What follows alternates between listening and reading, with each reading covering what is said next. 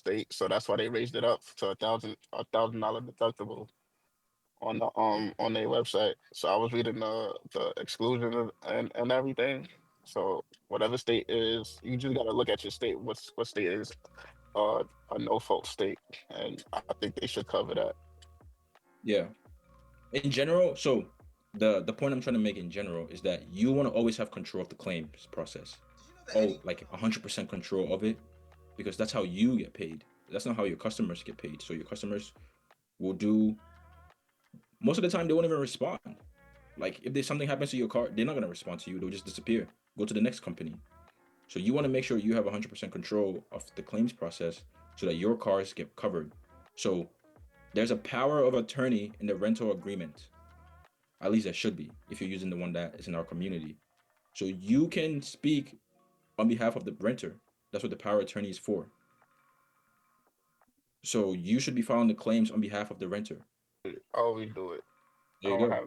They don't do it. Yeah, I always do it. There you go. Never let them do it ever. And that if you're gonna do the VIN number thing, you get the policy and have them use their card to pay for it. And then you just file the claim if something happens as the renter. Hey, and this is all you gotta do. To be honest, all you gotta say is, "Hey, I got damage to my car. I want to file a claim to get it repaired." They'll pay for the car. I mean, because you're paying for the insurance, right? They'll pay for the car. They'll ask you whatever they have that they need to ask you. You give them the information. You are the customer. They'll pay for the car, right? It's just like if you're driving your own personal car and you hit the sidewalk and you file an insurance claim, they'll pay for it. It's the same thing. Some people have like say they have a South Carolina driver's license and they actually living out here though. Does that affect anything? Like if you show them to the insurance company? I just deny those customers. They need to give me an updated license. If the license doesn't match the address, they need to give me. If it's a different state completely, I just deny it. If they're in the same state, different address, they need to give me like a bill. Yeah, yeah. Uh, I asked for like a copy of they current address and like some form of proof of address of where they currently living at all that. um, yeah, and that's going to be crucial for like transfer of liabilities for tickets and tolls because I don't pay tickets and tolls unless I know my customer is reliable and I'll send it to him and he'll send me the money for it. There's some people that will like, I'll just pay it. But most of the time, they're not going to want to. So then you have to do a transfer of liability. And with that, you need the updated driver's license. You need their address, right? And like their personal first, middle, last name, date of birth, right? You're depending on the county you're in, they might have different rules around that. But typically, with that Yeah, information, you should. yeah. Mine have like I had to the cars have to be under the business in order There to you go. do transfer of liabilities. If it's not under the business, then it falls on you, based pretty much. Yeah, my bad. I just had a question too, man. I got Yeah, go ahead, bro. sidetracked, jumped on. So I went through this today with AARC. Um, one of my cars was registered in my personal name, and I got a letter from the DMV saying there's no insurance in the system, something they got to put in the ears or something. So I called ARC, and they said that they can't because that car's in my personal name. It's not under the business. Yep. So pretty much all the cars, Oh, speaking of which is the car with no business, have this spread up in different vehicle and different business names. I got 4 in one, another one, 4 in another one. It's like split apart. What Okay. company you guys suggest? You suggest to use it for that, Alex? I'm gonna try GMI tomorrow. You have to what's your use last runs? That matters. Huh? Like when it comes to what's your lost runs. When it comes to getting commercial insurance, they look at your lost runs. So So I if had they pay out more than they may profit, they're not gonna accept you. So when it comes to GMI, they want no more than 60% of Yep. whatever you're paying for your I would say yearly. So let's say if you have 10 cars, you're paying $100. So your yearly, so it's 12,000. Times that by no, that's 12,000 a month. Times that by 12, so that's 20, what's that? What is that? 24, is that 24,000? So you don't want to 12,000. pay, they don't want to pay no more than 60% of your yearly premium. So if you have more loss, they're not gonna accept you. They're gonna tell you to go to ARC, and the ARC makes you pay a premium. I hate them. Yeah, they made. The worst. Yeah, ARC made me pay a big, huge deposit. It was a lot. I can't remember what, but it was a There's lot. Like, they just make a lot of scam. Like there's things that I'm like, this don't make sense. So you're telling me I have 6 cars, but because I put this car in for a couple of days and took it out, now I gotta pay per day on the it doesn't make sense. They just got some really shady things that I don't like. I had them for a little bit. yeah, I If you got. get GMI, stick with them because they will cover you. They don't care if the I had them personally. When it comes to your vehicles being your personal name, they'll cover it as well. Okay, I'm gonna hit But them they up do tomorrow. Yeah, recommend it to get it into your business name. yeah, that's my goal is. I mean, but some of them is I got so much cars, and some of them in one business name, some of them in another business name. One in my personal. It's like then I got a JV, so I Hmm. got so much cars and they're split up in different names. Yeah, so ARC will not cover it. It don't matter if you get a damage right now, they don't care. They're like, well, it's Right. not in the business name. We don't. Yeah, we told you, and they also make you sign before you even submit an application, like to add the vehicle, whichever vehicle you're about to add, and it says it in bright yellow. Is this vehicle registered? And if you say yes, and then they find out later, they're not covering it. See, the crazy part is Question today. for GMI. Do you have to fill out an application or y'all can do it online? So Because yes, y'all, you would I have to really speak to they have two. So Dave Bond and then there's Yolandes. Those are the two people that actually provide you the coverage and bond you. So Dave and Yolandes, those are the two people. They look at your lost runs. They will ask you, and then you put in an application while you're doing the lost runs. So if you're only on Turo, you got to provide the lost runs on Turo. But if you had a commercial insurance prior, you provide that as well. But if you want a better rate, as long as you don't have crazy damages on Turo, you can provide them your Turo lost runs, and you'll be smooth. I never filed a claim with I never really had to file a claim with Toro or Then yeah, anything. then even better. So you would have to get your lost runs from Turo to get the best rate possible.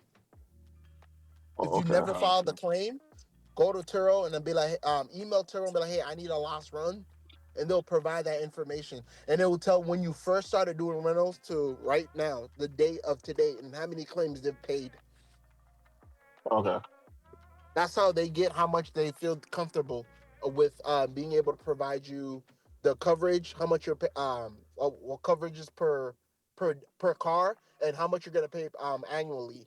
So the lower the number is, the better it is for them to be like, you know what? Okay, we're gonna quote you at don't quote me at this, but anywhere from 70 to maybe 150, depending on your market and everything. But when I had them, I was paying $85 a car. Hmm.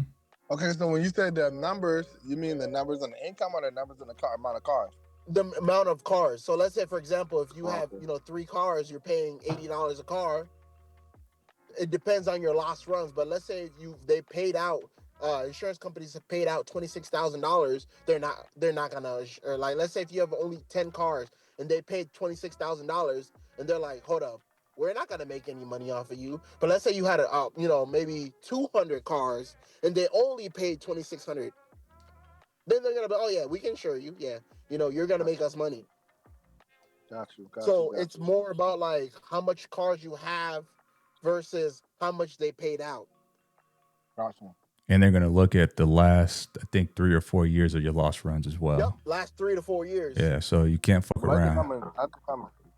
I think I'm kind of in good square. I got like 28 cars, and I think I only have. Oh yeah, so they probably might even run you off, like, depending on your market, I would say anywhere from 75 to 150. That's what you're gonna get. Okay. Yeah, I'm hitting them up tomorrow. Yeah. Appreciate Dave you guys. will definitely reach out to him, let him know that you're looking. They'll give you an application. And then you provide the lost runs from Turo. Like you said, if you never filed any claims, yeah, you're gonna get like a really good number. But if you provide ARCs, I don't know if you filed any claims on ARC, but if No, they I use haven't. that, okay, even better. But I think if you have ARC, I think there's a contract that states that you have to be with them for a year. Otherwise, they're gonna charge you a fee. I mean, I don't got no choice right now. I guess pay the fees. So you They will should cover that definitely reach out to them. They'll be like, hey, just in case, because I think it's a ridiculous fee. I don't remember, but it's like a month. Like, let's say if you had like a few cars, it's like closer to 1,000 or something. Okay, I'll find out. I'll keep you guys posted. I'm definitely gonna hit them up tomorrow because I gotta figure Yeah, for this out sure. ASAP. All right, bro. Thank Appreciate you. it. Let's get the next Appreciate it. question. Go ahead. What's up, Alex? Can you hear me? Yeah, what's up, bro? Hey, all right. So if you're, and I like the question in the chat because it's similar to what I was going to ask about purchasing the vehicle under my business. Well, mine is specifically if you purchase it under your business. Um, how do you go about, like, is it easier just to buy it in your personal under your personal and then just switch the registration to your business? That seems to me to probably be an easier process than buying the vehicle under my business and then trying to figure out the insurance, showing Business. proof of insurance on the vehicle. You know, I don't know. No, What do you, no, or is it a no, similar process? no. It's the same process. It's probably easier to buy it in your business. If you have the cash, just buy it, register it in your business, and get insurance on it. You can put a personal policy on a car registered to your business, or if you have enough of them, you can just get a commercial policy. But I have cars that are in my business name that I have a personal policies, Okay, see, I'm and about to buy my first one though, so that's what I'm trying to figure out which buy route in I'm gonna business. go. If you're buying it with cash, buy in your business. You have less liability, um, less risk, and you can get commercial insurance at any point when you decide to scale. Okay. So you're saying buy it under my business, but I can still show proof if I put it under my personal policy for now? Yeah, Okay. Because I'm definitely going to try to register it in my business name. That's what I yeah, want to eventually, do. So have them legitly on that side, so I can have assets on my for my business. for sure. Hey, Alex, can I add to that, man? Yeah, go ahead. So I would always suggest Hey, what's to. up, Sterling? What's up, man? How you doing, bro? I'm doing well. I can't complain. Yeah, anything you can add to that? Because I know you in the game as well. Man, You might have run into I that before. I would say start off like Alex is saying, definitely start it off on your business. For obvious reasons, for liability and insurance. But the biggest thing is you want to start priming that pump for your lost runs, right? So the longer you delay getting commercial insurance, so let's say you've been doing the car rental industry for 2 years and you've had a great run, no accidents, no issues. Well, that's 2 years you would have lost out on having commercial insurance. So yeah, it's going to be a little bit more money for you possibly on the front end, but if you've got good credit and solid loss run history, they'll pick you up if you have 1, 2, or 3 cars. So the sooner you can get on that commercial side with the insurance, really, the better for you. I always say. Okay, cool. That sounds like a plan. I can definitely do that. Yeah, I got everything else lined up. So, that's just pretty much, the last few steps to get them, all in my business name. I'm just trying to make sure I don't take any extra steps I don't need to. So appreciate the info. Plus, you just want that separation too with your bank account and taxes and everything else, right? Because you want to get the full tax benefits on your vehicles at the end of the year as well, be it 1 or 100. You want to always just maximize and make sure your business is running at the highest efficacy. So That part, right. You want to be legitimate. So yeah, and then you want to be able to, show that when you do your taxes at the end of the year. So yeah, definitely, you want to get your money worth.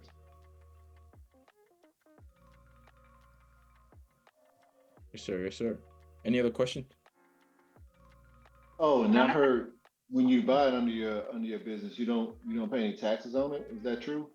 that depends on how the vehicle is read. So let's say I get a vehicle at auction. For me, because I'm a registered dealer with the state, I get what's called tax stamps with the the county assessor. So for me, whenever I buy a vehicle, I pay, 50, 60, $70 for registration and plates, and I'm done.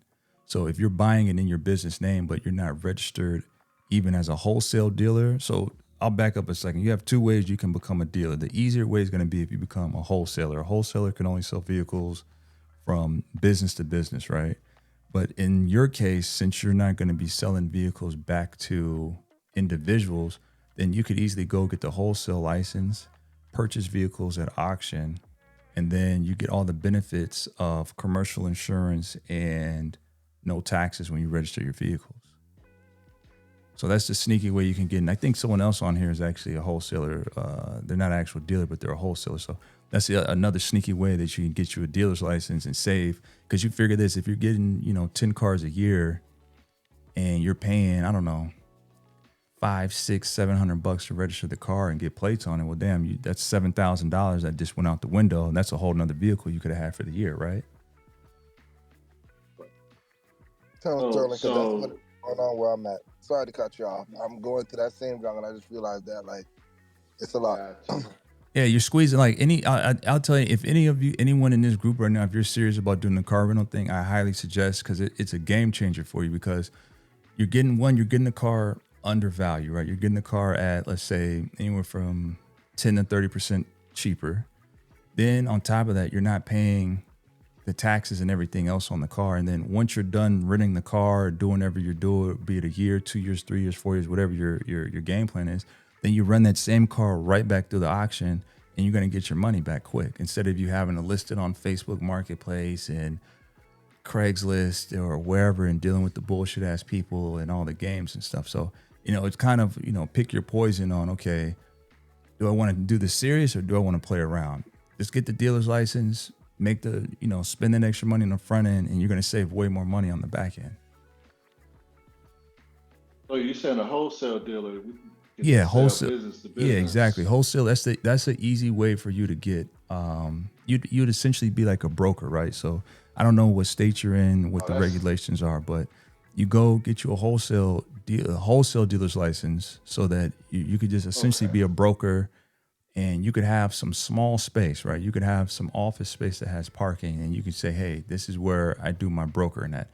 If you're a dealer, for you to get that dealer license, they're going to want to come out. They're going to see, okay, do you have a physical lot where you can park all these cars at that you're purchasing? So it's a different ball game when you have an actual dealer's license. I would go for the wholesale license. Have a little small office space that you're paying a couple $100 for. Finesse. We all know how to finesse the game. Exactly. You know how to finesse it. So go get the wholesale, because ideally it's cheap. It's probably under $1,000 for you in your state. Now you're competitive. You can go to the auction, and you're not trying to hunt down these beaters on Facebook Marketplace or at these public auctions. It's a different caliber of cars once you start going to dealers. And I'm not knocking public auctions or anyone that goes to them. I'm not saying that, but it's just it's a different level of seriousness once you start going to dealers auctions. That's all. Gotcha. Yeah, I'm working with Sterling right now, so. Yeah, the other Sterling. Sterling with no G. Yeah, the other Sterling. Yeah. SoFlo. Yeah.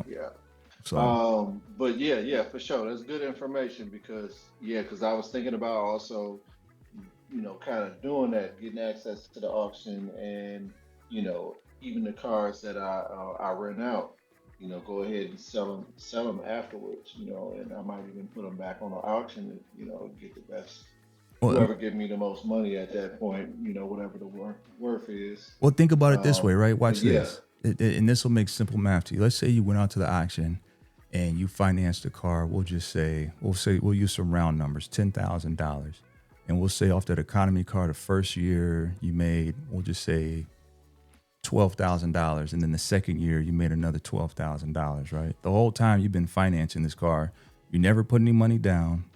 You never put a deposit or anything. So you've made $24,000 off this $10,000 car, economy car. Ideally, off that $10,000 car that you bought at auction, it's probably going to be somewhere between, you'll probably sell it for like $8,000 2 years later, 8, maybe $9,000, depending on how competitive a price you got. So really all you did was you invested some money in the car and you got your money right back 2 years later. Then some. Yeah. Right. So you made $24,000 in 2 years off this one car, and then you went back and sold it at auction for. So we'll just take you took a 2,000. I mean, you got depreciation, of course. So, all right, you lost $2,000 on your $10,000 investment from 2 years ago, but you made $24,000. It was a win. Or I got a better one for you. You keep the car for a year and a half, and a bunch of ways how I can play. So that's why I say everyone should be aiming to really get that dealer's license, so that you're getting the car at market value. Because what happens is your car gets stolen, or we and Alex were just talking about this at the beginning of the call. The insurance company is going to want to give you what's called the MMR. It's the Manheim Market Report. So everyone thinks that the $10,000 car that's on a retail dealership lot is worth 10 grand, but it's not. It's probably worth more like 6. So that's the price that the insurance company is trying to give you. They're going to try and give you $6,000 on that car that's retailing for 10. So that's why it's important to try and get your price down as low as possible on the front end when you're purchasing cars. Oh, especially in the market, how it is right now, with everything, being taxed. So yeah, that's definitely key. Oh, I've already seen the prices increase. Sterling, you do any pay here, buy here, or lease to owns? I don't do I do some of the lease to owns, man. It's man, that's kind of a scary thing for me, because what happens is let's say someone takes your car to another state, or they just roll around in your car. Every state has different rules and regulations on how you can go back and retrieve your car. So in certain states like California, you have to jump through all these hoops and hurdles. It might be 30 days before you're actually able to physically go. And you might know where your car is at, but you might not be able to get it legally without you getting in trouble. So that's why I'm careful with the lease. And I don't want to do the buy here, pay here, because I make more money actually renting out cars than I would flipping cars. I used to flip cars before, but I can kind of speculate, okay, I'm about to make this much money this year based on how many cars I got. Gotcha. That makes sense.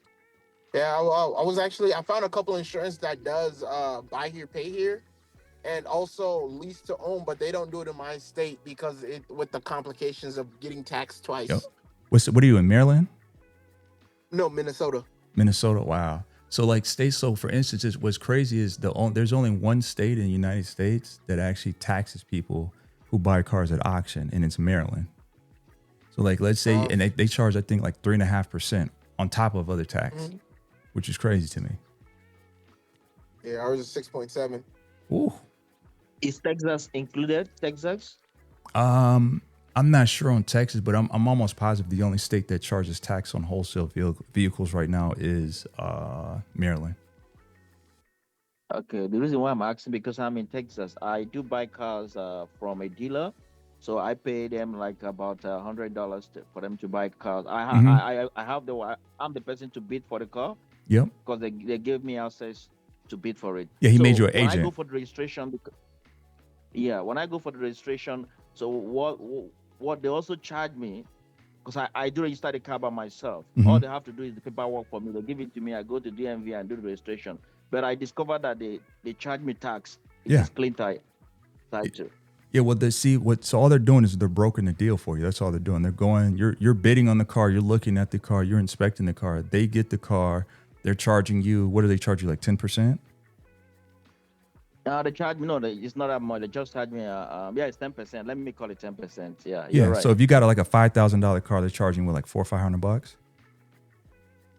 $500. Not up to that. Let me $100. That was what I was charging. You like charge me $100. Oh, that's a great deal, man. They're showing you love. But if they're only charging you $100, then that's minuscule, man. So, and then you got to pay registration, and the registration is what, like $500-$600? Yeah. I paid like they're gonna do the paperwork for me and give it to me. Then I go to because if they do the registration, they're gonna charge me more on the service. So what I do, I take it by myself and go there, and I also pay them for the paperwork like $100. You see, but if I give it to them, they're gonna charge me additional $350 to do the to do registration. Oh yeah, they're working on the paperwork, just so you know. The taxes. Yeah, they're charging like an administration fee of $100 for them basically to put a stamp and a signature on a piece of paper. Yes, exactly. Yeah. Exactly. It's just again. But Yeah. I try as much as I can to to reduce the cost. That's what I'm doing. And nah, you already you're halfway there. I would just go and try and get a dealer's license, man, because you're already doing everything. You're just missing out on the benefit of paying no taxes. But that's what I'm telling you. Them they tell you that they pay taxes as a dealer. No, I they're don't. not That's paying why I said in taxes. Texas actually. They're not. Oh, they don't pay taxes. No, like I have. So when you get a dealer's license, I can buy cars anywhere in the country. I don't pay taxes. Oh, They're now I not. Yeah, understand what that's what you're I'm saying. They're saying. finessing you. I mean, there's no friends in this industry, really, man. You're only making friends when you spend money Wow. with people. I'm just telling you straight up. This So guy's I was not telling gonna the ask truth. you, if you don't pay Thank you. taxes, how do you register the cars? I'm a business, so I just walk into the Secretary of State and give them my license and show them my commercial insurance, and that's it. They give me a plate, and the car is registered, and then I rent out the cars. Some cars I don't even register them right away, because sometimes when you go to auction, I might have to wait a month to get the title in the mail, and so to me waiting a month, that's I'm losing out an entire 30 days of possible rental. So I have 4 dealer plates, so I'll just slap a dealer plate on there, and because I got commercial insurance, the car is covered. I rent it out. Once the title comes 'Cause in, I I'll have a register it. wholesale. I have a wholesale license. I have Oh, four wow. four plates too, Yeah, you have dealer. but Yeah, I still so register my cars. I don't wait. As soon as I get the car, put the tracker in, throw my dealer plate on there, it's insured, I rent it out. Like I got a car right now that's rented out with a dealer plate. I got another one that's sitting up right now. I need to vacuum and clean it out. I'm gonna get that one rented out tomorrow, actually. Slap my dealer plate on there, start making money. Just got it last week at the auction. Why wait? Why wait? Yes, time is What money. state you in? Oklahoma. Wow. And I'll throw this to anyone. If anyone in here, if you guys need help, you guys want to get cars at auction, hit me up. I'll help out anybody. I'm fair with prices and fees. Like I'm not trying to work anyone or take advantage. Like I'm here to make money. So I'm not gonna make money with you one time. Like it's us having a long-term relationship. Okay, I need your contact, man. So they don't say nothing to you like when you rent out the cars with the dealer license to your customers, Who would say something? like the cops or anything. I don't know. No, I mean everything. I mean, so let me say this: am I supposed to be doing that? No, I shouldn't be renting out a car with a dealer plate. But technically, it's not illegal, right? The car is insured. Okay. The car is roadworthy. The car, I have a rental agreement, so I'm covered. I've looked at the policies, and nowhere in the policy does it say you can't have a car with a dealer plate, or a car with a dealer plate can't be on the road. Like my dealer plates are legitimately registered, so they have a sticker, the whole 9 on there. So it comes back to my business. Like there's no, Do you know? Go ahead. Do you know if it's like for every state or just I for your state? I can't say every For your state state because alone. all I care about is Oklahoma. Oh, okay, got you. Hey, Sterling. Sterling. Hi. Sorry, I have a question. Could you, if you don't mind, dropping your information or your contact information in the comments below? Yep, I'll do it right now for you. Yes, I also have a question too, Sterling. Shoot. Hold on, we got hands. Let's get to the hands. All right, just put. I was gonna say a little bit of an encouragement to people that are new on here. I'll give you an example. Today, I got approved for a U.S. bank card, business card under my business name. So meaning it's not going to show on my personal side at all.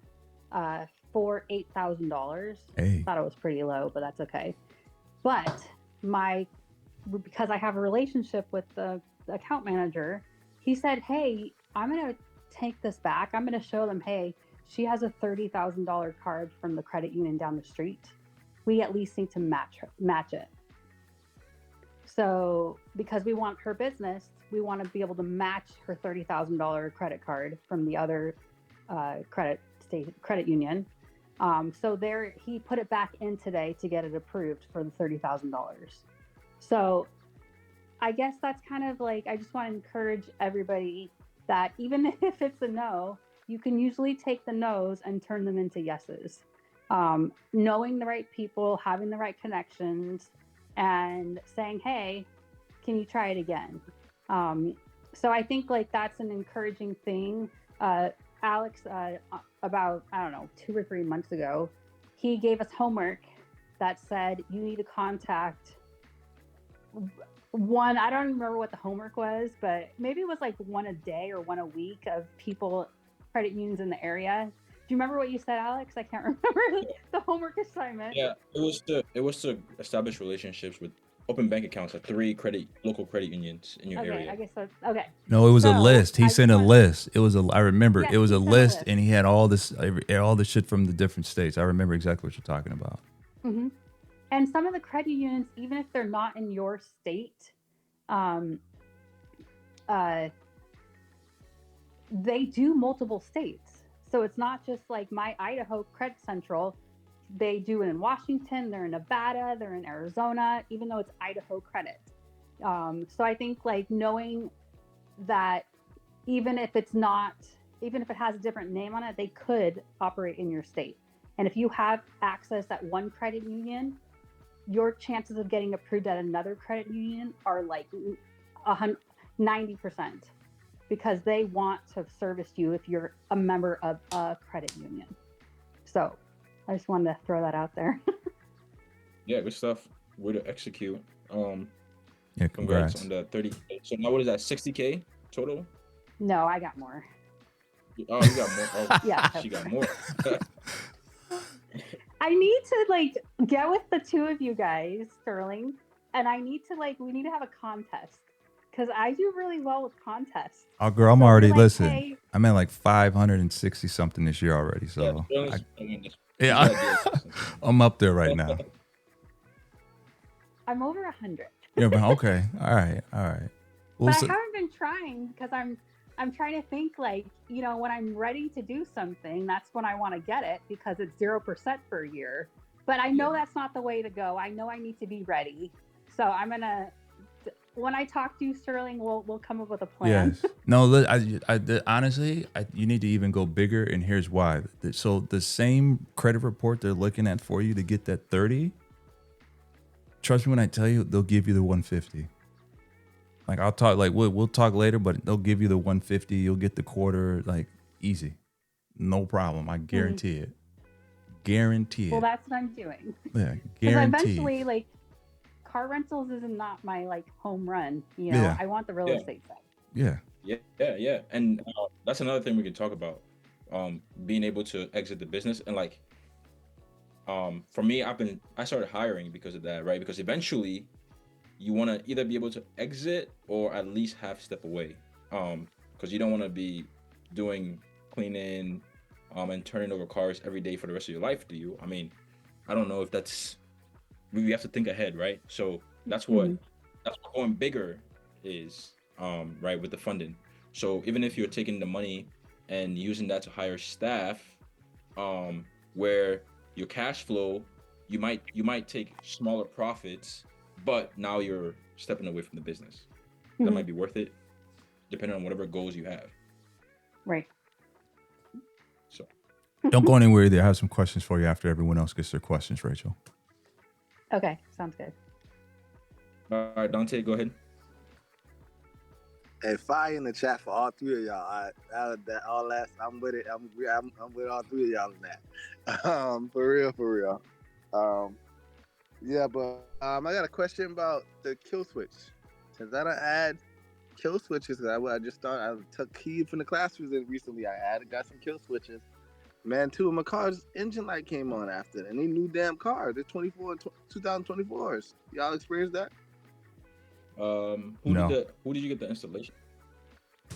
It's audio. It's called Audio Evolution. They did all my trackers from previous before I had the kill switches. They did all of them. You shouldn't really have that issue. I've never had that issue. Yeah, there's on two of them, and I think it's because I had the kill switch on. I had to cut them off on two people. Then they came on, and they then automatically came on. When I had to disable them, then they came on. Do you know what? Sometimes they'll connect it to the wrong module, and it'll show like a low voltage or something. So what did the check engine light come on for?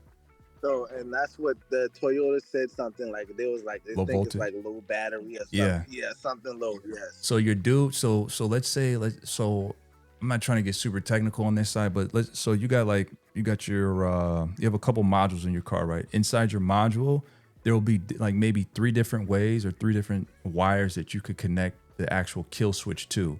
If he connects it to the wrong one, the GPS tracker will actually drain the battery.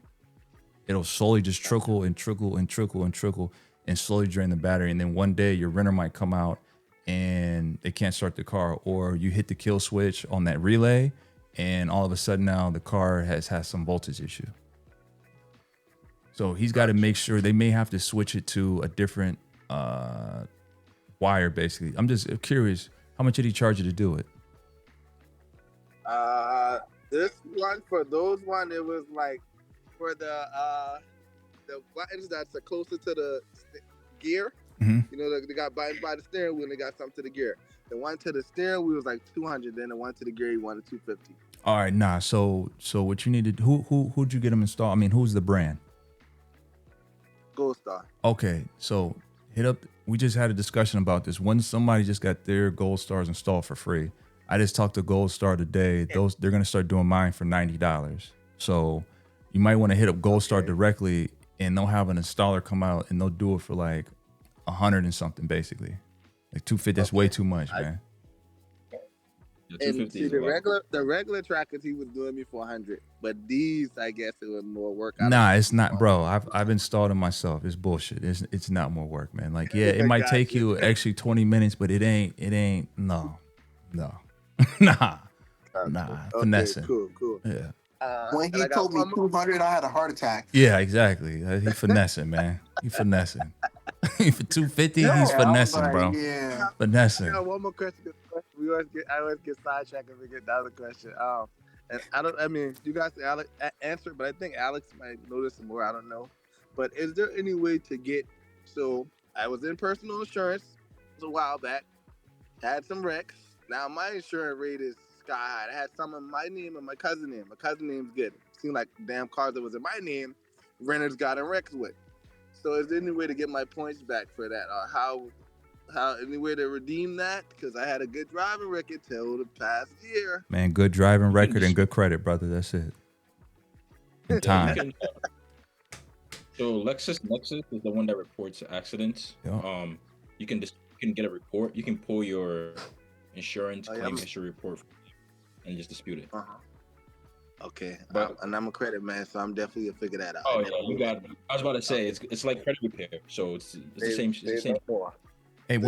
Hey, Alex, when you dispute it though, right? Because out there in the past, I was trying to get something off of Lexus Nexus. The requirements are different with them. I found, man. Like, what's been your experience with them? Well, I have never done disputes with them for the car accidents. But I mean, from what I've heard, it's more like factual disputing, right? Yeah. I mean, you can correct me if I'm wrong, but Yeah. so yeah. So I mean, I would try to take like the what's it called? The incorrect data approach. Like Yep, that's what I did, and I got it. Yeah. So And you that's got what it, I would. Yeah, you got to find like address wrong, phone number, your name spelled wrong, your birthday's off, a letter is off.